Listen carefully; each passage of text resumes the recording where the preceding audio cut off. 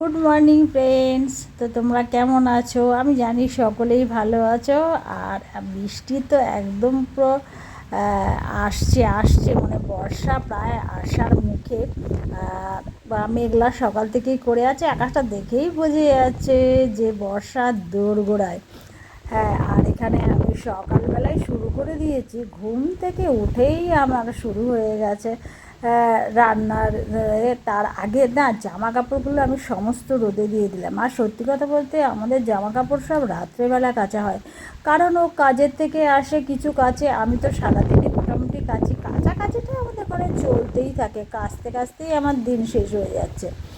আর এইভাবে জামা কাপড় কেচেছি। এখন বর্ষার তো সামনে আসছে, এখন তো আর অত বড় ছাদ নেই যে মেলবো। সেই জন্য যতই যাই হোক, এইটুকু বারান্দা আর জানলার মধ্যে যতটা জায়গা ততটুকুর মধ্যেই করতে হবে। আর আমি ডাল বসিয়ে দিয়েছি আর সঙ্গে করছি মাছ ভাজাটা করে নিচ্ছি। এবার আজকে না আমড়া দিয়ে ডাল করব, টক ডাল। তো খেতে ভীষণ ভালো লাগে, আমার তো একটু টক ডালটা খেতে ভালো লাগে। আমার ছেলে আর আমার বর ভালোবাসে না খুব একটা। আর এখানে আমি শুকনো লঙ্কা ফোড়ন দিয়ে নিলাম।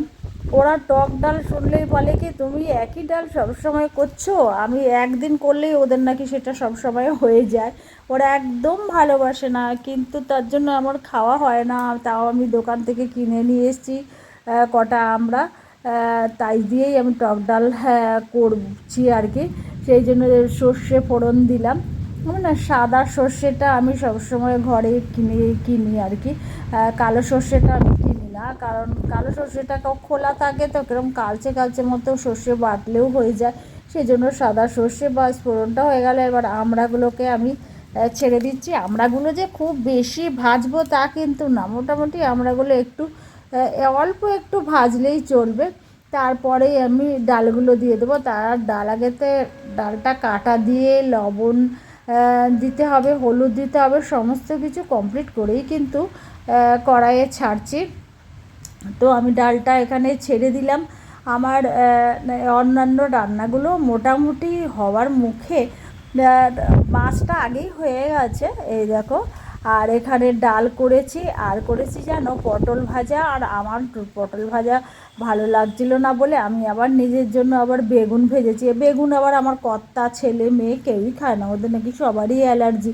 সেই জন্য আমি খেলাম, আর কি করবো। আর আমার কর্তা আর আমার মেয়ে দুজনেই অফিসে যাচ্ছে, বেরোচ্ছে গেটের বাইরে, বলছে তাই দেরি হয়ে গেছে দেরি হয়ে গেছে।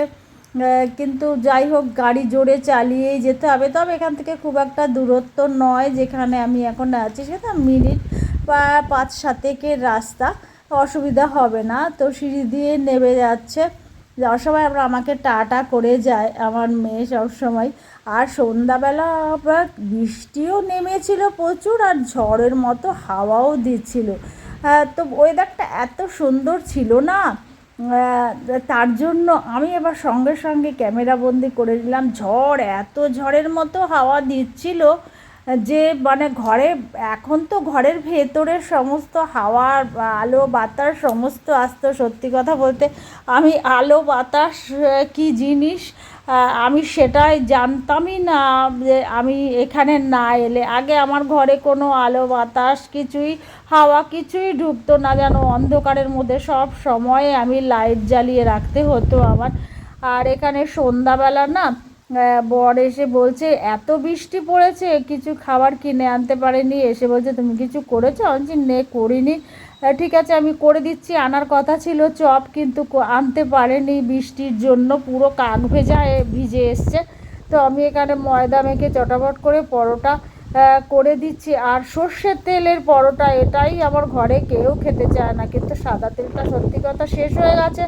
তাও ওকে বরকে বলেছিলাম নিয়ে আসবে আসার সময়। এত বৃষ্টি পড়েছে দুজনেই পুরো ভিজতে ভিজতে এসে তো আর আনাও হয়নি তেলটা। ব্যাগ ট্যাগ সমস্ত ভিজে গেছে, কাল যখন অফিসে যাবে তখন ওই ব্যাগগুলোও নিতে পারবে না ওরা, এতটাই ব্যাগ দিয়ে জল পড়ছে, এতটাই ভিজে গেছে।